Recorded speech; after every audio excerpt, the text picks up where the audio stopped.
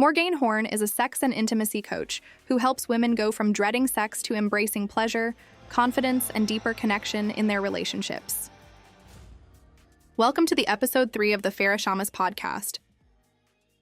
Morgan, thank you Hello. for being here. Thank you for having me. I'm going to dive in with a question that has been on the thoughts of philosophers and experts for thousands of years. Yes. Do men really want sex more than women? No.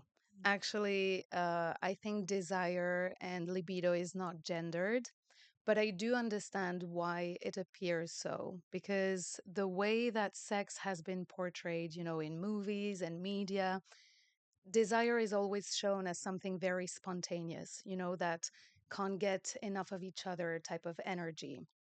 And so that's one expression of desire in the real world, spontaneous desire. And a lot of men identify with that. Studies show that this is the primary way that men experience desire spontaneously.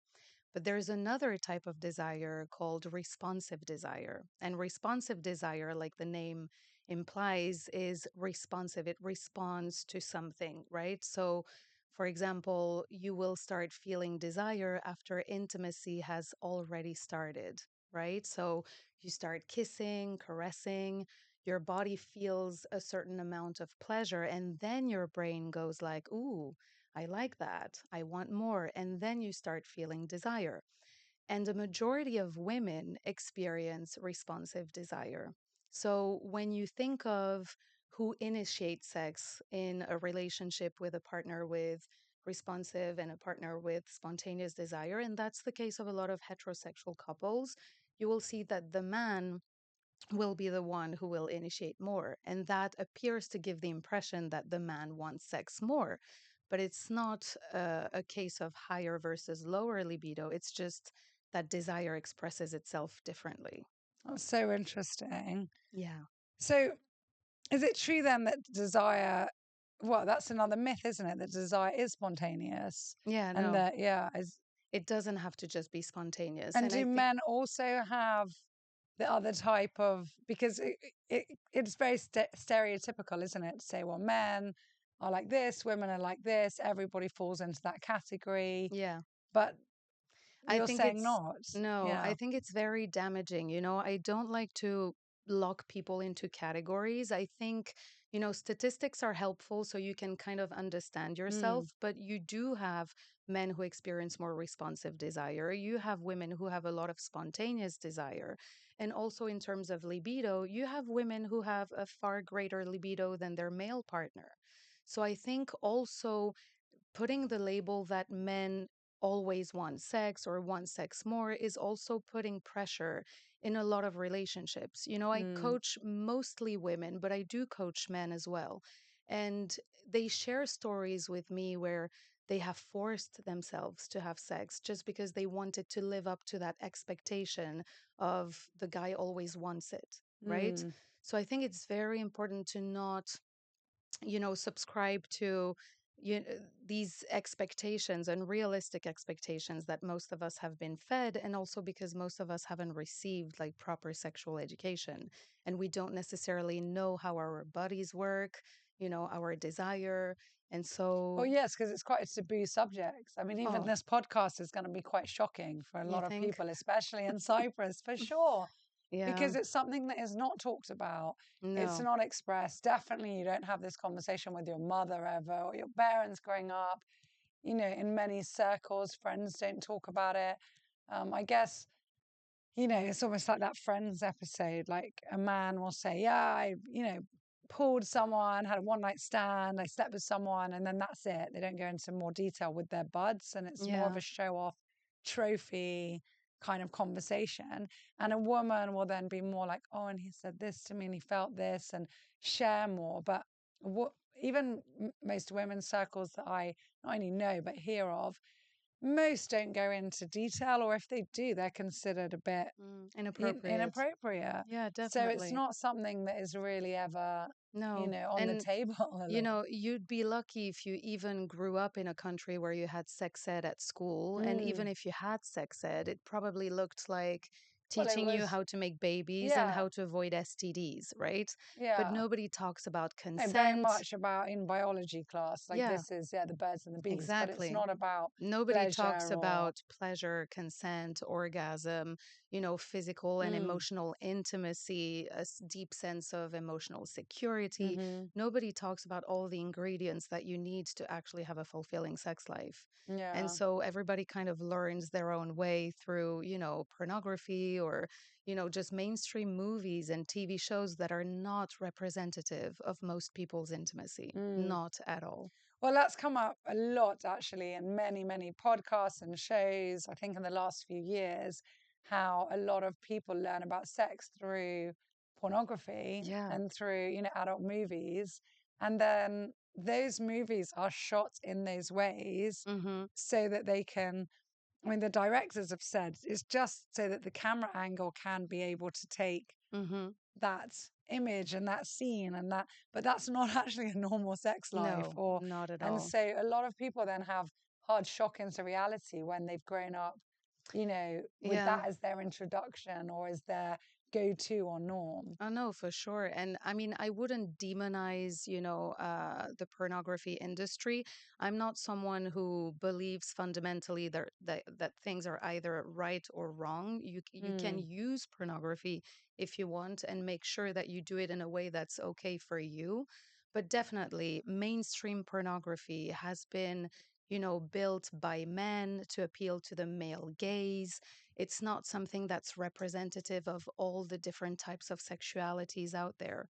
You do have nowadays, though, um, sorry, some platforms that, you know, bring ethical sex to the table, mm, and by ethical, I mean it shows a wider representation of population sex, including trans people, lesbian couples, gay couples, but also, more older couples, not just your young and fit and sexy type of couple, but mm, all different types of bodies and where the, people are actually happy to be there, mm, and not forced to do this as a way to survive. So the, this world is also changing in that sense, and you do have platforms now that educate on sex, like Beducated is one of them.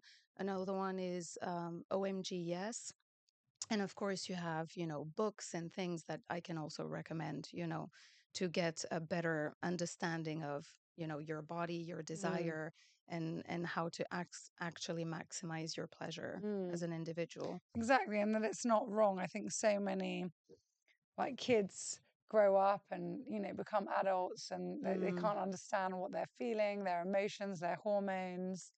yeah, and I think most people's first experience is a disaster. I Mm. haven't heard many people talk about their first experience as being amazing Yeah, like for so the many with reasons. the love of their life at the right time, with roses all around, and Yeah, yeah, that's usually not how it happens. yeah, And also because, we just don't have information. We don't talk about this enough. And mm, one thing that always surprises me, even in, committed relationships, long-term relationships, a lot of people don't talk about sex. mm, So you're supposed to get naked with someone and, actually have sex, but you can't talk about it. yeah.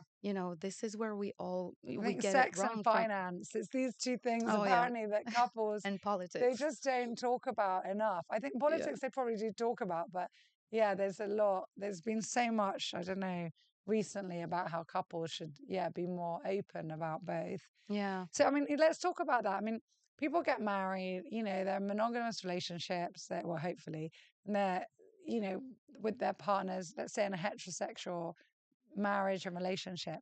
They're together 10 or 20 years. And there is this general consensus that, yes, Mm, you know, being in love falls to being just loving someone at best, and that drive and desire for each other will fade out. mhm. People's bodies changes. People put on weight, they get Yeah. older, they become wrinkly. It's like, well, it's normal, it dies down. Yeah. And especially they say, okay, well, the woman doesn't want it so much, even if the man does, and Mhm. that can be problematic. And women go through perimenopause and Yes. menopause, so, their hormones up and down all the time. Even before Absolutely. that, we've got our Oh cycles. yeah. I mean, I know from there's all these studies on women. Women will dress exposing more skin at a Mhm. time they're ovulating, and then at the Mhm. time around their period, they want to cover up more, wear darker colors. So let's talk a bit about that, like, and bust that myth on, Yeah. or rather maybe how we can change that. Yeah. That Well, there's a thousand things I want to say about, yeah. everything you said. But the first question you had was about, sex like dwindling, Mm-hmm. dying out. So I think it's common to experience this, but just because people don't know how to keep it fresh. There's a thing called habituation. I'm not going to lie to you. If you want a passionate sex life with your 20 plus year partner, or however many years you've been together, it does take work, it does take intention, it does take prioritizing your intimacy, and there is something called habituation in the brain. So think of it like, the first time you drive from a new place you just bought to your new job, you're going to pay attention to everything on the road, right? You're going to pay attention to the new trees and the beautiful neighborhoods and the way the light, catches you in the morning. You're going to pay attention to all the things and you're going to get excited. But then driving to that same workplace for, 10 years, 15 years, or not even that, just Mm. 6 months. You just know the place. And the reason you don't pay attention to all the details anymore is because your brain is trying to be efficient.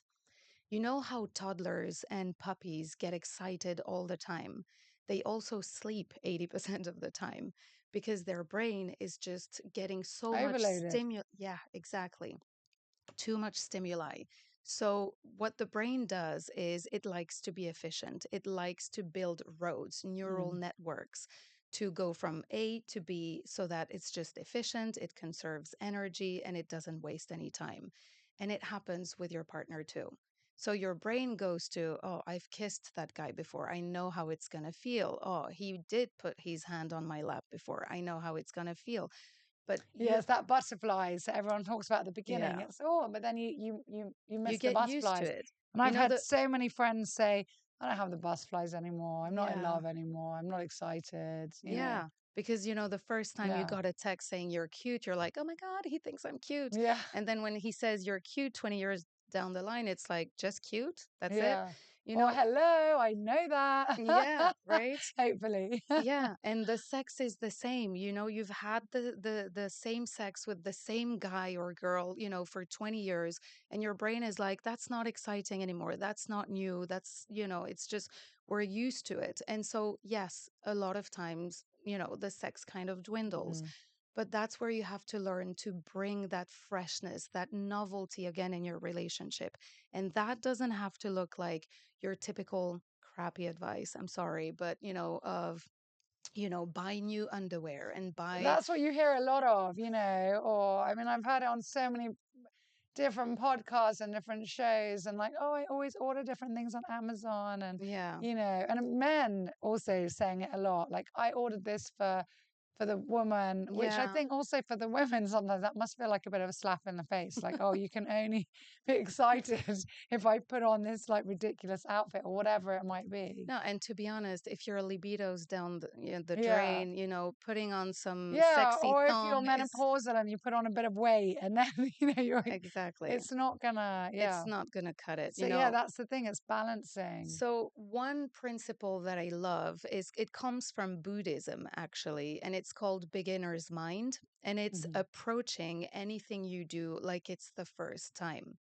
So, like I said, your brain has built these Mm. networks, and it's telling you, how it's going to feel to kiss your husband or wife, and you know how it's going to feel when they touch you a certain way.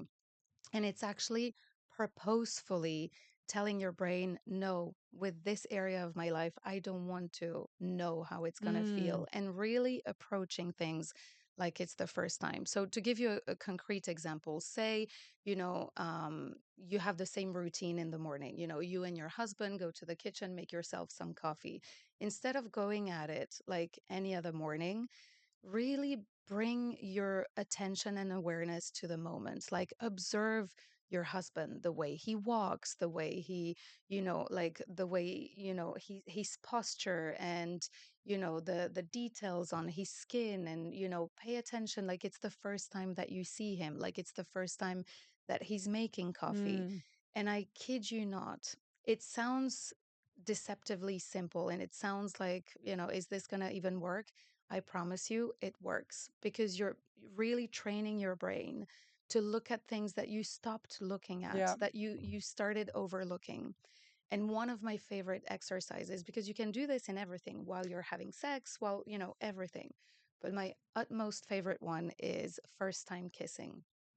Everybody knows how it feels when you've been with someone for 20 years and you give a quick peck out of the door on your way to drop the kids off at school, right? Well, I'm talking about bringing intention to a kiss like it's the first time you're kissing your partner, like really feeling their lips, like feeling the energy coursing through your body, their temperature, the smoothness, your tongues rubbing against each other. And when you bring that, energy to the kiss, I promise you, you will feel a difference. And it's like bringing that freshness to your relationship. I mean, it's one of the many advices that I Mm. give, people I coach, but you can have amazing sex even after years of marriage. And in fact, I have to say, among all my clients, oftentimes the ones that I see having the, like, almost like best results, although result is Yeah. not the word I'm looking for here, but it's usually couples that have been together for a very long time. Yeah. And Appreciating women, it in a different way. And yeah, yeah. and women well into their 50s or 60s, or, even Mm. above. So thinking that, you mentioned hormones. I mean, I did a whole episode actually on this in my podcast, but hormones is also one thing that shifts, but it's not something that has to stop. And I don't know Hmm. how much you want me to go into detail about Yeah, no, hormones, well, but please do, because a lot of people, I mean, perimenopause is this like new area that no one really knows that yeah, much about, but a lot of people can feel, they understand it. I mean, I was talking to one lady recently, and she's like, she goes, my hair's thinning and even my eyebrows are thinner. She's like, why? And she's got a bit of belly fat now, and she's not feeling great, and she was always yeah. really slim. And so all of these things Oh, contribute. absolutely. And then, as you said, routine, kids, moaning, nagging, and it's so easy to Yeah. just fall down that rabbit hole. So, as to the routine and kids, I'll just say quickly, I think intimacy, if you want to build an incredible intimacy with your partner, you just have to prioritize it. Hmm. And how do you prioritize other important things in your life? You put them on the calendar. That There's doesn't some have memes on that, yeah, where people are like, sorry, I've just done my makeup now. No, but I can schedule in for next Thursday at eight yeah, o'clock. definitely. And if you do it right, it can be very exciting. Of Yeah, course, you have to do it right. If it's on your chore list, like yeah, call plumber, yeah. fuck wife, and yeah, that's not going to be very appealing. But, to some couples, it looks like scheduling sex itself. And to some couples, it's just scheduling intimacy. Hmm. And by intimacy, I mean moments of But also, can be date connection. nights, Yes, exactly. like, I love that quote. Like, just because you're married doesn't mean you have to stop dating. Yeah, Like, it's so absolutely. nice to go out on a date with your, partner, 100%. both of you dress up, go somewhere special, go on a walk or whatever it is. Just keep, Yeah. not just your sex life, but your intimacy, and they Yeah. come hand in hand, like the relationship. And when you think about it, there's this myth of spontaneity in the beginning, right? Like we think sex was spontaneous and wild, and it's not anymore. How spontaneous was it? I Mm. mean, tell me, when you had your first dates with your partner, didn't you like groom, wax, shave, whatever, Yeah. apply makeup, fantasize for hours about what you were going to do, what you were going to wear? Where you were going to go, what might happen. Is he going to hold And my plan it.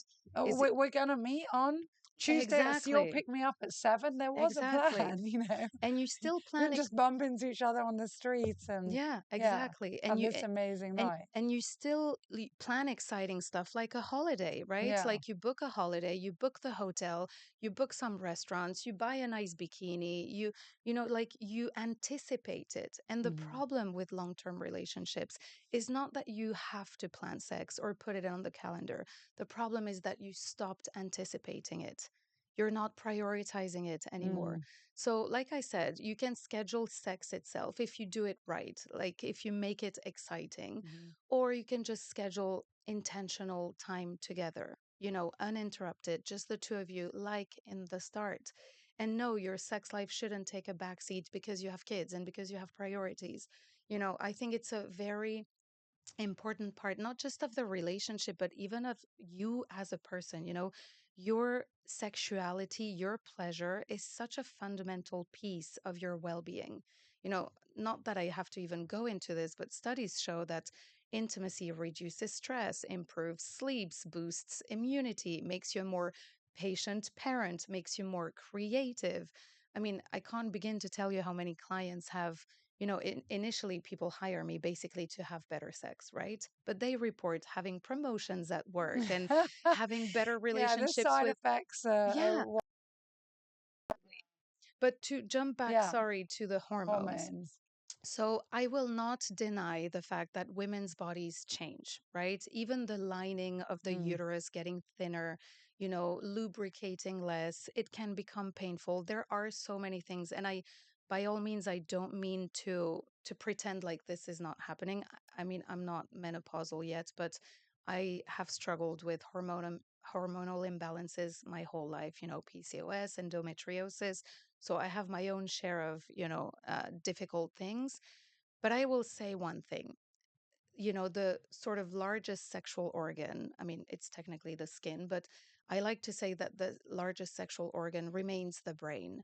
And I think people, don't realize how much their thoughts and their mindset impacts, their sexuality, especially going through changes.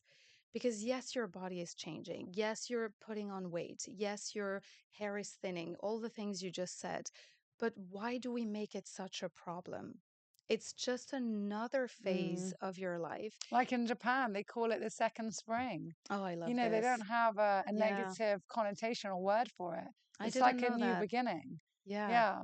And also I exactly. wanted to say, so Jay Shetty does not talk about sex life in his book, Think Like a Monk, obviously, but he Yeah. does say exactly the principle you were saying, which can be applied to all areas of your life, Mm-hmm. about going on the same walk, the same routine, and noticing something new every day. Yeah.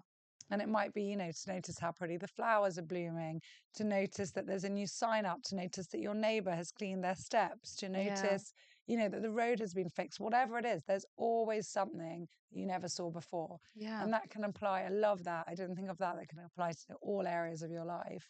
Yeah, and sexuality might not look the same, but Mm. at the same time, isn't that a good thing that you still get You grow yeah, with it. to discover yourself? I was giving a workshop at a members club for women one day, and a woman at the Q&A section at the end, she said to me, I'm in my 50s now. I used to know what I liked. I used to, and now I don't anymore. And she was obviously upset about it. And my first reaction was like, isn't that amazing Isn't that though? fun? Yeah, Yeah. like how boring would it be if from the first time you have sex until the last time it was always the same and you never had something new to discover? So I think what I would encourage women who go through changes, what I would encourage them to do is to, I know some changes are not fun, and I'm not denying that, but try to embrace the change and look at what you can learn from it or discover. And then for the more technical aspects, if you lubricate less, just buy lube, Mm. Mm. Lube is your best friend at any age, by the way. Even if you don't have any lubrication problem, you should always have lube on your nightstand. It's just, a woman's best friend. So there are things that you can do, like practically, like, hormonal replacement therapies, Mm. creams, all sorts of things. But also, I think a lot of the suffering that women have is because they attach a negative meaning to their body changing when it doesn't have to be that way. Mm. Absolutely. It's all in the mind. It's mindset. Yeah, With so many absolutely. things in life, it's how we view it and embrace it, and then Yeah. take that information or that knowledge and move on. Yeah. I And that love that. mindset will impact your libido. It will impact how you experience intimacy. 100%. I still have so many different things. Shoot. Yeah. So okay, and you touched on earlier about homosexual sex, and it's so like I didn't even think that. Yeah, like if there's two guys who are both then having the intimacy that you spoke of, the more spontaneous, then that can work. But then also there's, I guess, many homosexual relationships for women, men, where it's the balanced as well, and maybe the other way round. People don't Yeah. expect it. Yeah, no, that's why I say, intimacy is extremely fluid. And even, Mm. when I talked about, spontaneous versus responsive desire, and Yeah. yes, statistically, you see that a majority of men have more spontaneous desire and a majority of women have more responsive desire. But actually, your desire will shift, depending on life stages, Mm. how much stress you're under, even from one relationship to another. With one partner, you might have found that you have a lot of spontaneous desire. With another partner, you might have more responsive desire. And I like to, just to touch on this, think of it as like the microwave and the oven. Spontaneous desire is like a microwave, it heats up really quickly. Responsive desire is more like an oven. It needs, preheating, Hmm. build up. But both, not one is not better than the Yeah, other. you They get the same just serve, results. yeah, they They both just cook. exactly. They both cook, and the key is to learn how to use each appliance so that the food Mm. is delicious, right? So it's the same with sex, whether you're two guys, two girls, one guy, a girl, transsexuals, whatever it is, you might find yourself in a dynamic with two people with a lot of responsive desire, two people with a lot of spontaneous desire, maybe one that's more than the other. Yeah, and The it could key change. Yeah. Absolutely. The key is to learn how your desire works so that you can work with it instead of against it. Because Hmm. the suffering in relationship comes from this misinformation. I'll give Mm. you a typical scenario: heterosexual couple, the guy has spontaneous desire, the woman has responsive desire. And so he's the one initiating all the time because her desire only sparks, once intimacy has already Mm. started, but they don't know that they have, different Yeah. expressions of desires. So he feels rejected. Why don't you ever initiate? Why don't you want me the way I want you? And then she feels broken. Like, what's wrong with me? Why don't I experience desire the Mm. way, he does, like all the time? And so, it doesn't matter what kind of relationship you're into Which and the is the dynamic. stereotypical Yeah. relationship for many. And then they say, oh, and that's why we have this myth that you've called it, Yeah. where men want sex more than women, because Yeah. that is Well, the thanks, Hollywood. status quo in Yeah. most of the time, as far as I know, at least from what Yeah. different friends have said, or like complaints of people, or yeah. Yeah, it's about, working with what you have. Like Hmm. once you understand yourself and your partner, you can work together to co-create that space where pleasure can And again, then it arise goes back to naturally. being Yeah. open about it and discussing. And also just podcasts like this where people can listen and say, wow, I never thought of it like that. Or that's me. Yeah. And then realize that there's nothing wrong with them. They're Yeah. not broken, as you No, said. definitely not. I Yeah. honestly believe no one is broken beyond repair. I Hmm. think it's really just a matter of getting the information you need. And whether that's working with a sex coach or therapist or going on one of those platforms I mentioned to get Hmm. some education, reading books. One piece of advice I would give to anyone who feels kind of stuck in something is to drop the self blame and shame. You were never given the information you were supposed to receive, especially if you're a woman. I mean, through centuries, we've been shamed for our sexual expression and just the high stakes that sex have for women that just don't exist for men, unwanted Hmm. pregnancies, being cast out of society. In some parts of the world, being sexual can kill you still today. Still today. Yeah. So, Very much so. that's why a lot of people struggle. And this makes me think of something I didn't say when we were talking about men wanting sex more. I do believe that to a certain extent, I desire is not gendered. Okay, the libido has nothing to do whether you're a man or a woman. Hmm. But I do see women struggling more than men with their sex drive. And, one of the reasons is what I just said. It's not a gender problem, it's a systemic problem. The way we've been socialized to cut that side of ourselves completely obviously has an impact on our libido, but also, maybe you've heard of something called the orgasm gap, or No, maybe not. Okay. no. So the orgasm gap is basically studies have shown that, men orgasm almost always, in partnered sex, Mhm. whether they're heterosexual, homosexual, the rates are high. Heterosexual women, not at all. So I think the numbers are 93% of men always orgasm during partnered sex, heterosexual men. For women, it's like 65, Mhm. And the reason is that the dynamic of sex between men and women just doesn't work because of what we've been taught sex should look like. One reason being that women take on average 3 times more time to reach peak arousal. Mhm. Men take an average of 5 minutes to orgasm during partnered sex. Women need like 15, 20 minutes. But the average length of heterosexual sex is barely over 5 minutes, which shows Well, us wasn't it Paulo Coelho had it 11 minutes, didn't he? He wrote a whole 11. novel on it, yeah.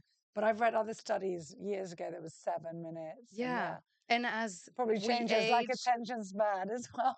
well, and as men Yeah, age, it gets shorter. So yeah. this tells us that basically when he's done, the sex ends. And so if you're Mm. barely getting started, how can you enjoy sex? And if the experience is not enjoyable, you're not going to You want want to do it more. again, yeah. So then we wonder why women have no libido when this is actually happening. Because like I said, it can be like the spontaneous responsive Mhm. dynamic. So you might not have low libido. You just Mm. didn't know how your desire works, but maybe you do have low libido. And, the orgasm gap could be one explanation. If the sex you're having is not worth craving, no wonder you don't want more. I like to call it frozen veggie sex. It's like a bag of frozen vegetables. It's bland, tasteless. Like you're not going to crave that, right? You Yeah, have to have something worth yeah. craving. Have some spices put into it. Yeah, definitely. Yeah. So, what would you say someone should do if they feel ashamed because of what their sex life looks like or doesn't look like in society? What would your advice be? So, my first advice is like I said, drop the shame and the self blame. If your sex life doesn't look the way you see movies Mm. portray it, TV shows, Or hear pornography, friends talk oh, about, yeah, yeah. Uh, which is a lot. I mean, I know from younger years, it's so exaggerated. Oh, yeah. And so, Nobody admits when it's yeah. going wrong. There's so much shame. That's one thing I that always puzzles me. If you struggled in any other area of your life, running a business, raising your kids, like you expect to have ups and downs in Mm, every area of your life, but somehow sex is supposed to be natural and easy and fluid, when in reality, it's a skill. It's mm, like any other area of your life. So for me, the first thing is drop the shame, drop the self blame, because you're meant to experience difficulties, And then my second advice is just get the help that you need. If you struggled building up your business, you would go to some kind of you'd get a business mentor, advisor. yeah, Exactly. So do the same. consultant, yeah. Do the same with your intimacy. Get the Hmm. help that you need. Like I said, there are educational And there's platforms. so much online as well, so people don't have to, they don't have to shout about it on Oh, social absolutely. media, or they can just, be quiet, get yeah, exactly. Just like anyone would with a therapist, Yeah. a counselor, a psychologist. Yeah, and I really want to reassure everyone that, if you haven't experienced a down phase in your sexuality with your current partner, you've just not been together long enough. Mm, Every single human being on this planet, every single relationship will have ebbs and yeah, flows. It's just the nature of the human yeah, experience. yeah. You It's know, what makes life fun, ups and downs, yeah, and yeah. well, So, last piece of advice for our listeners and our viewers, what would you say for last other people words. watching? Yeah. Well, a lot of the work that I do with my clients in coaching is just undoing, the damage, Hmm. undoing the sexpectations, as I call them, undoing everything we've internalized because of, the way we've been raised, the lack of information. So my last advice would just Yeah, be, preconceived yeah, ideas and yeah. exactly. So if you forgot everything you think you know about sex and intimacy and how it's supposed to look and how it's supposed to feel like, what would great sex look like for you?